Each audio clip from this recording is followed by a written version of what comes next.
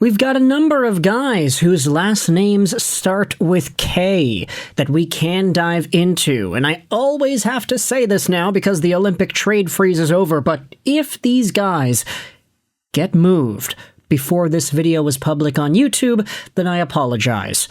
But today we're heading over to the Calgary Flames to talk about Nazem Kadri, and we're heading over to the Carolina Hurricanes to talk about Jesperi Kotkaniemi. Two guys that have been tossed out there in trade reports.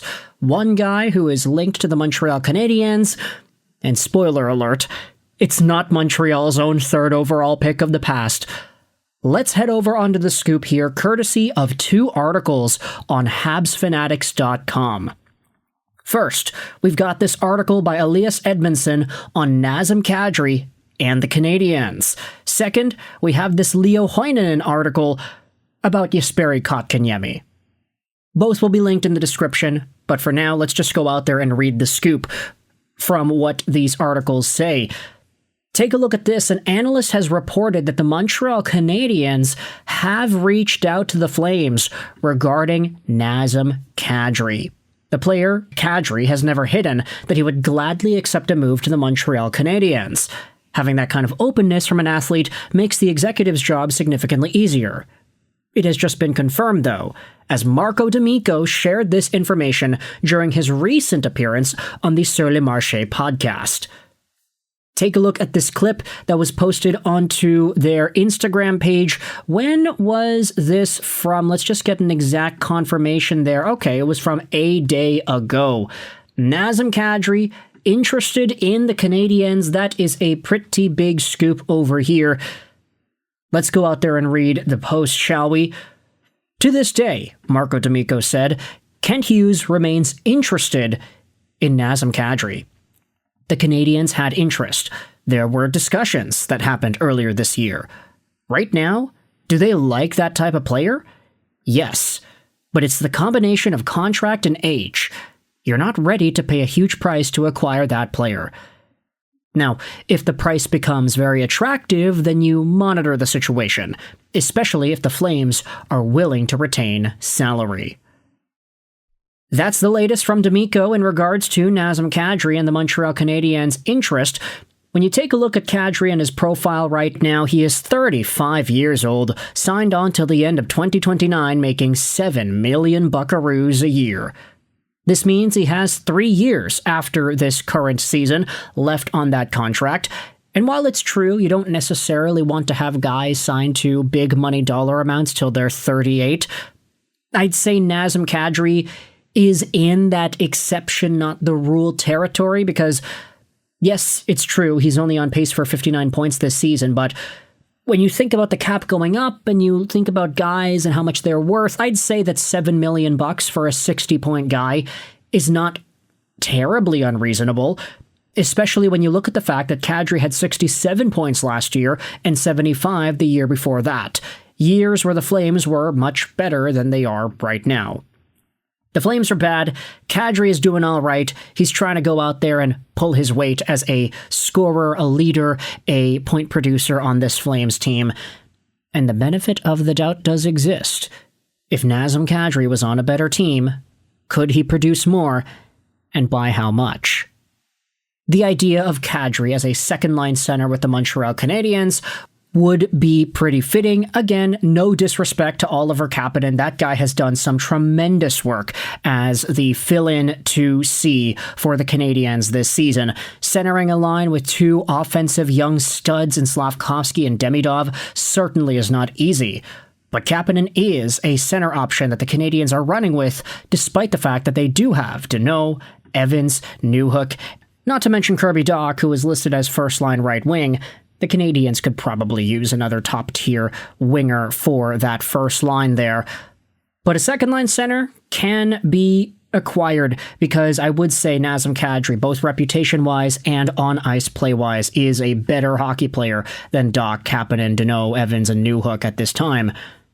Whether or not you're comfortable with a Kadri contract going on till 2029, though, that's a totally other conversation. But nevertheless, it was talked about by D'Amico that Kadri and the Canadiens should not be dismissed as a conversation of a few months ago. This is still a very relevant discussion to have. As is the update that we had received out of the Carolina Hurricanes. Take a look at this. The Canes are setting their asking price for former Canadiens forward Jesperi Kotkaniemi amid their playoff push. This article goes out there and cites Nick Kyprios, who shared this info via Sportsnet, saying that the Carolina organization will not simply give away Jesperi Kotkaniemi. Management is actively looking to strengthen its group for a long playoff run. The team's primary objective remains a Stanley Cup, and they want to trade Kotkaniemi, but they are hopeful for a reasonable return. In short, targeting simple, late-round draft picks does not interest Carolina's front office. Moving such a contract like Kotkaniemi's requires administrative gymnastics for a general manager. Number 82's contract represents a fairly restrictive long-term financial commitment for a club. It's clear that his often inconsistent offensive production greatly complicates trade discussions on the market. Yeah, you can say that again. This guy's been so inconsistent ever since he landed in Carolina. The first season with the offer sheet year, the long-term extension immediately afterwards. Carolina thought they were getting a steal. The idea was, Kotkaniemi outproduced Alexander Barkov at 18. So if this guy can become Alex Barkov 2.0 and you sign him long-term to $4.8 million a year, that's amazing. But we quickly found out that, Kotkaniemi ain't no Barkov. He's not that good. In fact, he is barely good enough to even be a regular option on this Hurricanes team this year. 9 points in 36 games played, on pace for 15 points over 60 games. It's not great. Last year he had 33 points in 78 games. Okay, that's fine, benefit of the doubt. But the up-and-down nature of Kotkaniemi's NHL career, the fact that his rookie season at 18 was one of the most productive seasons he has ever had, is a footnote as to the kind of career that Kotkaniemi has carved out for himself. The fact that he was a Stanley Cup finalist before signing that offer sheet and yeeting over to Carolina, and the Hurricanes using Kotkaniemi as a vehicle of revenge to punish Montreal for going after Sebastian Aho via an offer sheet the year prior. Obviously, it's not a great look, but it's even worse now when you take a look at the Carolina Hurricanes housing a guy and paying a guy so much money that is just not living up to that deal. I know we just spoke about Nazem Kadri. He's making $7 million a year. This guy's a 50, 60-point guy, and he's 35 years old. But Kotkaniemi is $3 million cheaper, but he has like a fraction of the points. He is absolutely not a useful player. You look at the ice time here, it's not looking good.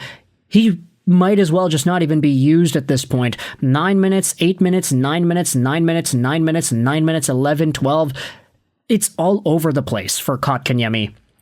This is not an option that the Carolina Hurricanes believe in, nor is it one that I think will have a significant part in allowing the Hurricanes to win a Stanley Cup or get as far as they need to go in playoff contention. So, with all that said, I can understand why Kotkaniemi is on the market. But for their price, to not even be approaching the territory of just draft picks by itself, to see the Carolina Hurricanes say, we want to improve our team by trading away Kotkaniemi, we want to get a better player in return for this guy, it really gets me wondering what kind of assets would they be willing to give up to make that happen.